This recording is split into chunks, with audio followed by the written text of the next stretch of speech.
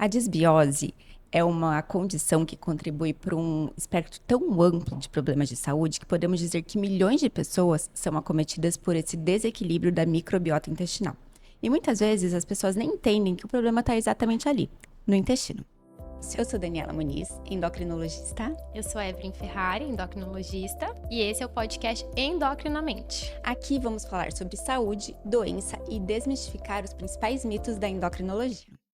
E para falar sobre isso hoje, vamos receber a médica gastroenterologista Luciana Rocha, especialista em disbiose e intolerâncias alimentares. Olá, Evelyn. Olá, Dani. Muito obrigada pelo convite. É um prazer estar aqui com vocês hoje.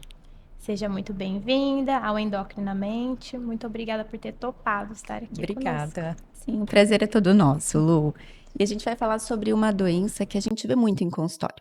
Então, nosso dia a dia mesmo, receber pacientes que muitas vezes nos procuram por outros problemas de saúde, com uma queixa da sua saúde intestinal.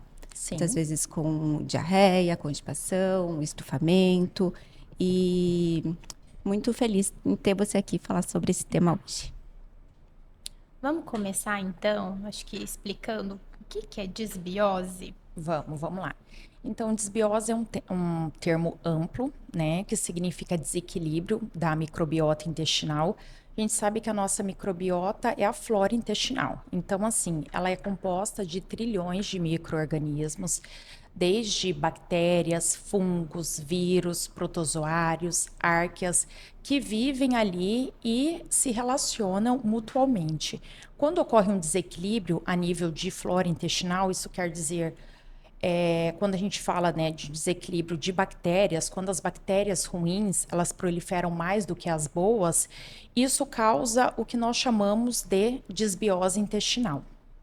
Então, a disbiose é esse desequilíbrio da microbiota intestinal. Exatamente, Dani. E a disbiose é um termo amplo. Disbiose é um mundo enorme. Porque se a gente parar para pensar, são vários os tipos de disbiose intestinal.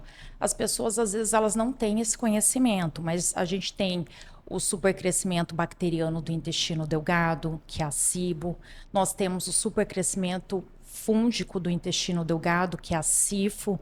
Nós temos a IMO, que é o supercrescimento metanogênico intestinal. E nós temos ainda a LIBO, que é o supercrescimento bacteriano do intestino grosso. São vários os tipos de disbiose intestinal.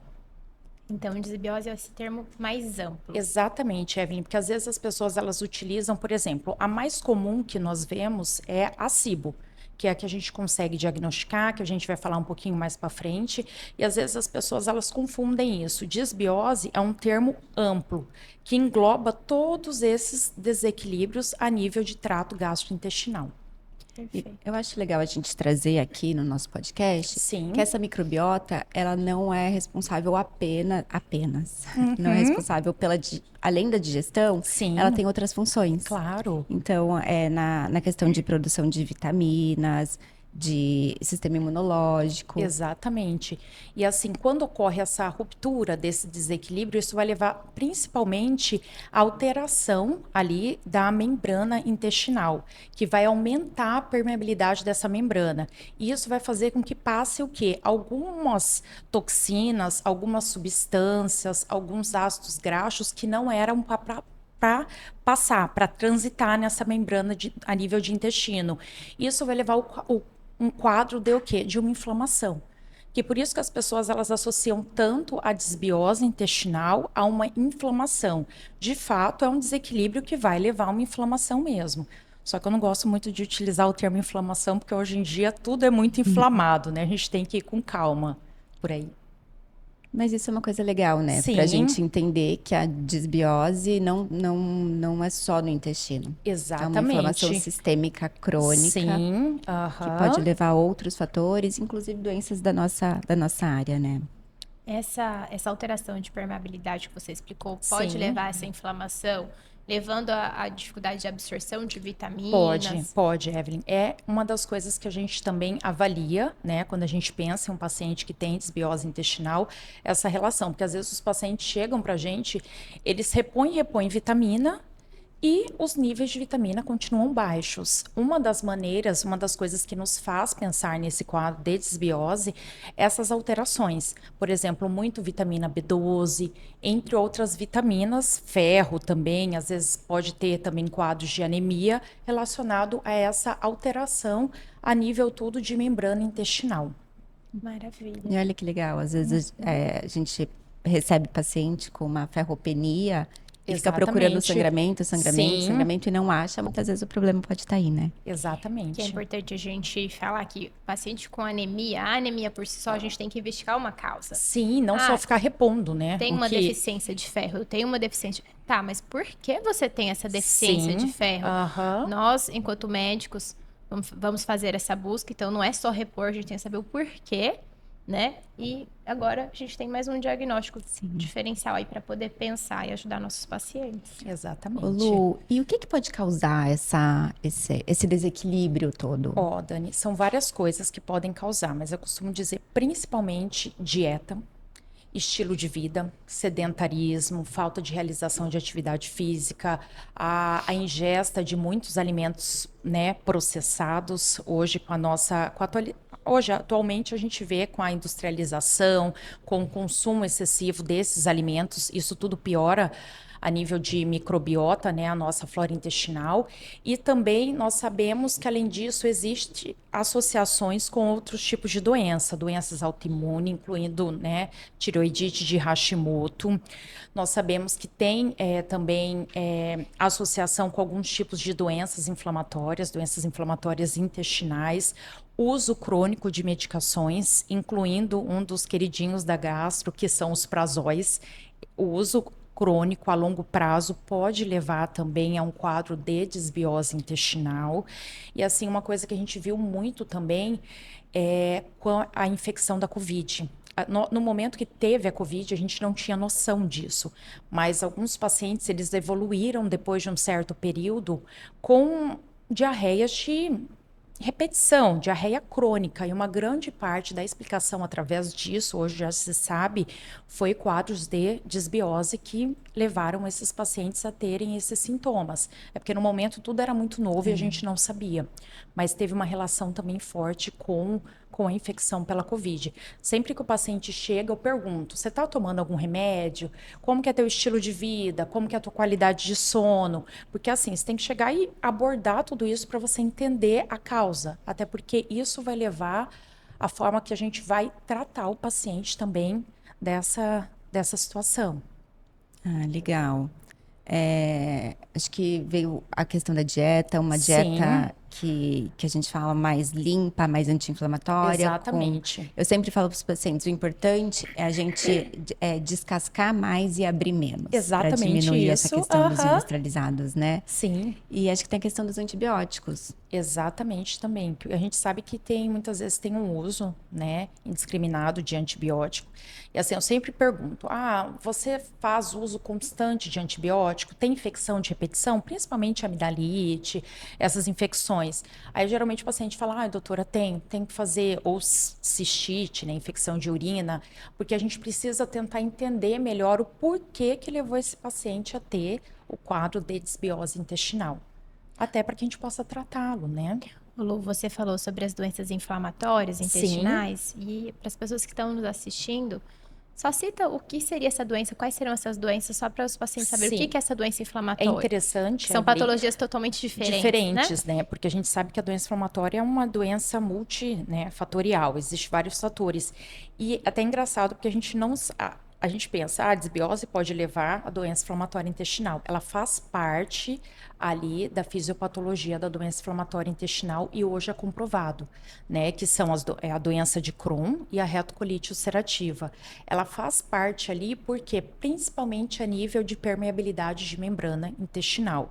E hoje é comprovado que existe uma alteração dessa permeabilidade e existe uma alteração a nível de microbiota nos pacientes que têm doença inflamatória intestinal. Eles têm uma composição de microbiota diferente dos outros pacientes que não têm. Isso tudo relacionado a estudos científicos, a comprovação científica com relação a essa alteração. Então a gente pode ver a importância desse tema, Exatamente. porque não é algo tão superficial como Sim. vem sendo tratado, principalmente em rede social. Exatamente. Não é só modular o intestino. Não. O paciente ele precisa fazer uma investigação médica para saber fazer diagnóstico diferencial com essas doenças Sim. inflamatórias. E eu costumo até dizer, gente, eu vou contar rapidinho um caso do meu consultório. Fica à vontade, Nem adoramos é, casos. nem tudo é desbiose intestinal, tá? Porque muitas vezes o paciente ele chega para você, ele viu na rede social, ele chega já querendo fazer o exame. Beleza, você vai investigar, você vai fazer uma boa anamnese, você pode entrar, até pedir o exame, mas tudo com muita calma, muita parcimônia, porque eu tive um caso de um paciente que ele chegou para mim, falou: doutora, tenho desbiose, vi na internet, tal, beleza. Investigamos, fizemos, tudo belezinha, não veio desbiose intestinal, e ele com uma perda de peso e diarreia crônica. Por fim, a gente acabou fechando um diagnóstico de Crohn de Delgado, porque até então ele tinha uma colonoscopia normal, que daí fazia a gente ficar mais tranquilo com, não deve ser doença inflamatória, mas era um Crohn de Delgado, e o que me fez levar esse pensamento foi um exame que eu pedi, uma calprotectina que veio aumentada. Então, o que eu chamo atenção é isso para a gente saber que nem tudo é desbiose. Uma grande parte tem relação com desbiose mesmo, mas que a gente tem que ter muito esse cuidado, eu acho. Até para não super diagnosticar algumas coisas que estão chegando no nosso consultório. E olhar o paciente também como um todo, né? Isso que você falou, me veio um insight da importância, porque hoje realmente a inteligência artificial está aí. Exatamente. O paciente ele Sim. vai se informar, ele chega mais informado, mas você, através desse caso, nos mostra a importância de nós médicos bem informados, Sim. né? Que você conseguiu algo que ele já tinha, o paciente ele já tinha um exame, o paciente ele estava orientado sobre seus sintomas. E ele estava certo que ele tinha aquilo, né? Mas você, com a sua formação, com a sua expertise, conseguiu ali mudar totalmente o diagnóstico. Sim. Então, isso me traz, assim, uma certa tranquilidade de que nós, médicos, realmente conseguimos. Sim, exatamente isso. A gente tem que ter esse filtro, né? E esse bom senso também. Então, interessante, quando a gente fala das causas de desbiose, mais uma vez vem aqui o ter quanto é crucial ter um estilo de vida saudável e buscar por isso, né? Dani, eu costumo falar para meus pacientes, todos os dias a gente está modulando a nossa microbiota intestinal. Olha que legal. Tá? Isso eu falo desde isso a barriga da mãe, desde né? a barriga da nossa mãe. Aí sempre eu pergunto, a gente está modulando todos os dias. Todos os dias, quando eu como, não parecendo neurótico, gente, pelo amor de Deus, eu penso isso, sabe? Eu falo, tal coisa tá sendo bom pro meu intestino, justamente para minha flora intestinal. Claro que às vezes a gente vai comer uma coisa ou outra, né, sair daquilo que é mais saudável, mas eu falo, a modulação, Evelyn, que se perguntou, é justamente isso. É uma boa alimentação, é fazer atividade física, é ter bons hábitos de vida, que isso vai fazer com que a gente tenha uma boa flora intestinal, uma boa microbiota intestinal. Isso vai determinar também o desenvolvimento ou não de algumas doenças, né? Olha que legal. Modulação é a alimentação. Alimentação. Então, Não é soro. todos os dias você modula seu intestino através da Exatamente. alimentação. Olha essa frase. Exatamente isso. E você falou muito dos sintomas que seu paciente te trouxe. Sim. Talvez o desafio também seja porque a desbiose não tem um sintoma específico daquela doença. Então, conta um pouquinho pra gente quais são esses sintomas que o paciente pode apresentar. Geralmente o paciente ele se queixa de muito estufamento abdominal, tá? A presença de muitos gases na barriga, e ele pode ter diarreia ou pode ter constipação também. Tá? E assim, além disso, desses sintomas mais do trato gastrointestinal, é interessante que a gente pode ver sintomas sistêmicos também. O paciente ele pode ter fadiga, né? Pode ter dores articulares. São sintomas ali que não ficam tão restritos à parte do estômago, à parte do intestino. Então, assim, os sintomas, eles são amplos, tá? Uma dúvida. Sim. Por exemplo, então, vamos lembrar que nós temos quadros agudos, que são, né, quadros que apareceram naquele...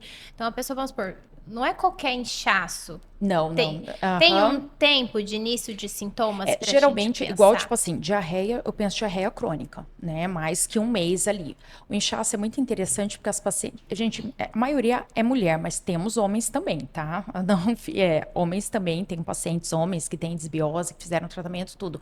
O interessante é que eles falam bem assim, doutora, eu amanheci com a minha barriga retinha, de repente eu comi alguma coisa e a barriga estufou. E a maioria me traz foto, porque eu adoro ver as fotos, né? E de Isso fato, acontece. gente, a barriga tá muito estufada. Muito estufada. Aquela Tudo que eu barriga, como incha minha barriga. minha barriga, ou tudo que eu como me faz mal, né? Então, assim, é extremamente importante isso, porque realmente o que incomoda muito, e assim, eles falam, os gases não saem, doutora. Eu tomo remédio para gases e não melhora.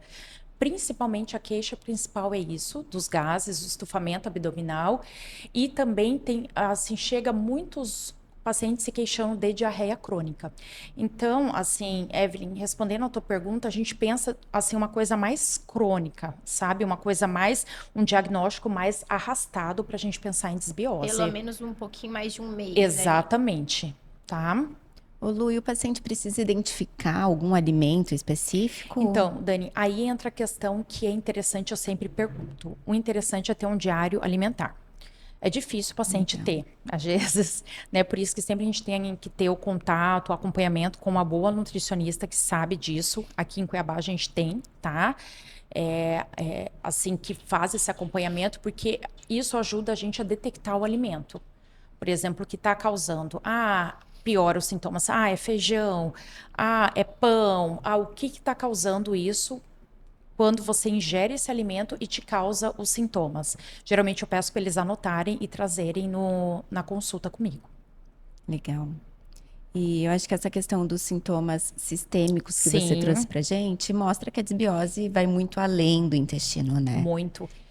Você estava comentando de algumas doenças que a desbiose está muito relacionada. Para a gente, o que fica muito claro no consultório é a obesidade. Muito, gente. Isso é evidência, né? Isso é evidência científica. Eu falei, é fato. A gente tem bactérias que se tiver numa maior quantidade no intestino, predispõe aquele indivíduo a ter obesidade, e bactérias, se tiver numa maior quantidade, protege aquele indivíduo de ter obesidade. Sim. É alguma outra doença que você lembra que tem esse impacto importante? Obesidade, doença inflamatória, que eu sei, síndrome do intestino irritável, tá? Que é uma Diagnóstico também... diferencial difícil, não é? É um diagnóstico difícil, Dani, porque geralmente, assim, eu trabalho bastante com essa parte de gastrofuncional. Os exames, óbvio, vêm todos normais, né? Os exames. E aí você pega através, né? Existe o critério de Roma. Aí você vai pegar a sintomatologia do paciente e aplicar nisso, mas geralmente é um diagnóstico mais de exclusão, mas tem uma forte associação em pacientes com síndrome do intestino irritável e pacientes que têm desbiose intestinal, tá? Assim como algumas intolerâncias também. Intolerância à lactose, intolerância à frutose também tem relação com desbiose intestinal.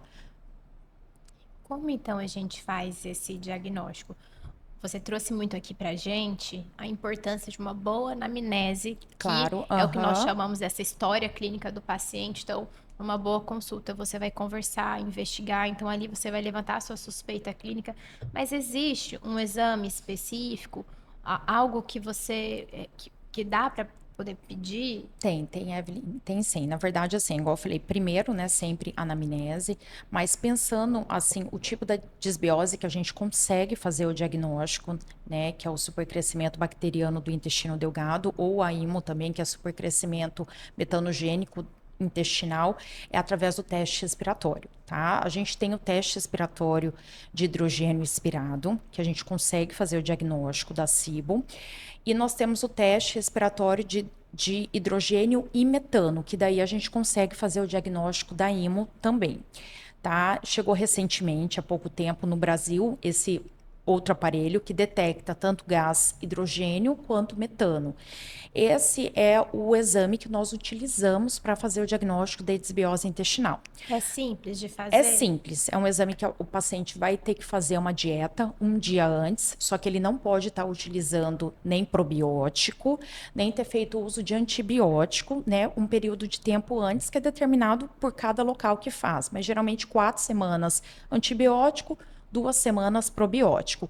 Ele vai ter a restrição de 24 horas de alguns alimentos e vai fazer uma dieta, geralmente é uma dieta antifermentativa, para que ele possa fazer o exame. O exame não é um exame indolor, é um exame que o paciente vai assoprar. E esse exame vai detectar o gás que ele vai estar assoprando, que depois é jogado num programa e também é feito correlação com os sintomas do paciente no momento do exame. E aí a gente consegue fazer o diagnóstico se veio positivo ou negativo. Legal. Então, esses gases, acho que é importante a gente falar aqui, eles são produtos de um crescimento excessivo de uma determinada bactéria no intestino. Dani, exatamente. São exames separados? Que você citou 3. Na verdade, então assim, por exemplo, o da SIBO, né, é um exame separado. Tá? Aí, se caso a pessoa queira detectar, investigar a IMO, que é um outro tipo de desbiose também, ele tem que fazer com o aparelho que vai detectar o hidrogênio e o metano. Aí seria um outro exame, mas daí faz o exame de uma vez só. Aí detecta 2 gases, que no Brasil a gente só tem até agora a detecção de 2 gases. Talvez futuramente a gente vai conseguir detectar o sulfeto, aí vai estar tudo fechado. Aí vai dar tudo certo. Legal. Então, uma vez feito o diagnóstico, como é que esse paciente vai fazer o tratamento? Porque o que a gente vê muito comum já é da sabedoria popular a importância dessas bactérias e a gente vê um uso exagerado de probiótico. Eu até costumo falar, Evelyn, para os meus pacientes assim, o que acontece? Probiótico, gente, não é para tomar sem indicação médica. Tá? E outra coisa, não dá para fazer aquela lista variada de 1000 probióticos e colocar para o paciente manipular. Aquilo é sério. Por quê? Porque probiótico é micro-organismo vivo. A gente tem que ter conhecimento e certeza que o probiótico que o paciente está tomando, ele foi feito de maneira correta e ele tem uma qualidade adequada. Eu, por exemplo, não mando manipular probiótico. Tá? A gente da FBG, da Sociedade ali de Gastro, a gente não recomenda manipulação justamente porque a gente não sabe, né, como que vai ser a qualidade disso que a gente está oferecendo e também não pode juntar tudo e dar para o paciente. E outra coisa, pensando a nível de desbiose, não adianta só você dar probiótico para o paciente. A primeira coisa que você tem que descobrir a causa da desbiose. Às vezes a gente não consegue descobrir. Pensando a nível de supercrescimento bacteriano, da SIBO, que é a mais comum que a gente pega, a gente vai prescrever, né, realmente um antibiótico para o paciente, tá? Esse antibiótico, geralmente eu tenho preferência para um antibiótico não absorvível, que ele vai atuar melhor ali no trato gastrointestinal, mas pode também prescrever antibióticos sistêmicos. Depois, a gente pode até fazer um esquema de probiótico, que eu gosto de fazer por um período de 30 dias após o uso do antibiótico. Só que nesse período, eu sempre encaminho o paciente para fazer acompanhamento com o nutricionista, que saiba tratar. Por quê? Porque, assim, muitas vezes antes acontecia de eu não me encaminhar. Aí o paciente tratava, ficava maravilhoso, voltava e estava com tudo de novo. Vocês entenderam? Porque precisa. A gente sabe que tem efetividade, claro que ele vai ter que fazer uma dieta de restrição inicial, de restrição de algumas coisas. Geralmente eles recomendam a dieta Low FODMAPs. Essa dieta tem 3 etapas. Não vai fazer essa dieta ad eterno, ninguém aguenta fazer isso, tá? Mas tem que ser com acompanhamento e nós temos bons resultados. E através dessa dieta também o paciente ele consegue detectar os alimentos que ele não consegue comer. Que vai introduzindo. Que vai introduzindo aos poucos, Dani. Vez, né? Por exemplo, ele fala, não consigo comer isso, doutora. Então, realmente, não vai conseguir comer. E assim, ele consegue depois voltar vida normal, tá? Então, a desbiose, então a gente vai tratar, mas ela é uma doença crônica, a gente pode dizer que ela é crônica no sentido de que se eu voltar a comer mal... Sim, assim, o que eu gosto de falar, Evelyn, é que ela tem cura. Você entendeu? A partir do momento que você tem ali realizou o tratamento, teve uma dieta, mas se você não se cuidar, pode ser que a pessoa volte a ter os sintomas, né? Ela pode recidivar novamente. Essas bactérias voltarem Exatamente. a colonizar ali. Mas é algo que é tratável. Eu achei uma coisa muito interessante que eu quero reforçar aqui, que você falou, é que antes da gente pensar em tratar a desbiose com probiótico, que a gente já viu que o tratamento não é esse, a gente tem que achar a causa. Exatamente, Porque Dani. eu acho que o probiótico está muito disseminado aí, tá todo Sim. mundo usando probiótico. Então, eu acho importante a gente reforçar isso. Primeira coisa é encontrar a causa da desbiose, para depois a gente pensar no tratamento. Até para que ela não volte, né? Porque assim, a gente trata tudo, faz todo um esquema ali de nutrição e não saber a causa, Se não achar a né? causa. E essa prática que você reforçou, que você não recomenda, sobre a manipulação Sim. do Evelyn. probiótico, Aham. e algo que a gente a cada vez mais vê. Nessa vida corrida, o paciente ele entende que se ele manipular um monte, fica mais prático. Nossa, eu vou tomar. E sempre naquela ideia, vou tomar um monte de aqui eu tenho Bilhões de cepas, milhões né? e milhões. Vou colonizar meu Exatamente. intestino. E não vai Então- adiantar, gente. então Vocês entenderam? Não vai. Na verdade, algumas situações pode até piorar. Eu costumo dizer, você está dando mais munição para uma guerra. Porque ali está uma guerra. Então você está dando mais soldados. mais soldados, exatamente, Dani. Você entendeu? Eu explico dessa forma para eles. Eu falei, você precisa organizar a guerra, tentar acabar com ela, para que daí você chame mais soldados para talvez participar. Você entendeu? Um adendo aqui. Qual que é a diferença de probiótico e prebiótico? Então, probióticos são micro-organismos vivos. Os pré-bióticos são as fibras, né? Que a gente consegue ingerir, às vezes, às vezes não, em grande parte, através da nossa alimentação, tá? Beleza. E acho que falta a gente falar aqui do tratamento. A gente falou da importância do diagnóstico, tratamento medicamentoso e a mudança do estilo de vida, né? Gerenciar o Sim. estresse, sono. sono, Atividade física, uma dieta adequada, né? Exatamente isso. A ideia é a gente conscientizar as pessoas do quanto mexer, porque acho que todo episódio nosso, Dani, a gente volta e fala, né? Olha, você precisa cuidar do seu estilo de vida. Cada vez mais nós vamos trazer convidados diferentes com temas e áreas diferentes, mas isso a gente percebe que comum. é comum. Gente, e não é uma coisa fácil, né? Eu sei, assim, por experiência própria, assim, não é fácil mudar o estilo de vida. É uma coisa que leva tempo, que é custoso, né? Mas, assim, é o que determina, eu acho que é o que melhora também a saúde de uma pessoa, né? Pensando a nível do paciente também. Então, assim, a gente tem que, igual a Evelyn falou, a gente tem que trazer isso para os pacientes e tem que reforçar. Porque hoje o que a gente vê muito são medidas muito imediatistas. Ah, você tomar isso, você vai ficar bem. Não fica, gente. Ah, você vai fazer o soro, vai melhorar. Não vai melhorar. Você entendeu? Você tem que. É atividade mesmo. Não é fácil, é dieta. É coisas assim que realmente vão mudar, que demoram, que são a longo prazo, mas que vão trazer resultados, né? Ô, Luiz, sabe uma coisa que eu vejo no consultório? Tal como às vezes acontece com diabetes, e sempre tem alguém com uma receitinha de um chá, uma receitinha para Exatamente. curar o diabetes. Aham. Na parte intestinal também, todo mundo tem uma receitinha e todo mundo, na verdade, tem aquele costume. Ah, será que você não está intolerante à lactose? Ah, Tira a meu Deus. lactose. Sim, Ah, deve ser o glúten. Tira o glúten. sim. O que você acha dessa... Qual que é a sua recomendação, enquanto gastroenterologista, em relação à exclusão de alguns nutrientes? Sim, isso, Evelyn, é até extremamente importante, porque assim, nós defendemos que isso não seja feito sem um diagnóstico prévio. Acontece muitas vezes da paciente, lactose ainda até tudo bem, porque a lactose assim, é mais tranquila e ela pode ser feita também através de um diagnóstico, né, de um teste terapêutico. A pessoa suspendeu a lactose, eu fiquei bem. Agora, o glúten é sério, porque o paciente ele suspende o glúten e chega para a gente sem comer o glúten. E aí, para a gente fazer o diagnóstico, pensando a nível de doença celíaca, você não consegue fazer se o paciente não estiver ingerindo glúten pelo menos 6 a 8 semanas. Então, ou você tem que pedir para o paciente voltar a comer o glúten para você conseguir fazer o diagnóstico, ou fica numa situação delicada, porque você não vai fechar diagnóstico. Então, antes de excluir esses alimentos, que às vezes o paciente pode, né, associar, que ele não fique bem, é melhor procurar um profissional que saiba e ter essa orientação para que o diagnóstico seja feito, porque senão isso mais complica do que ajuda, né? Porque você não vai fazer diagnóstico.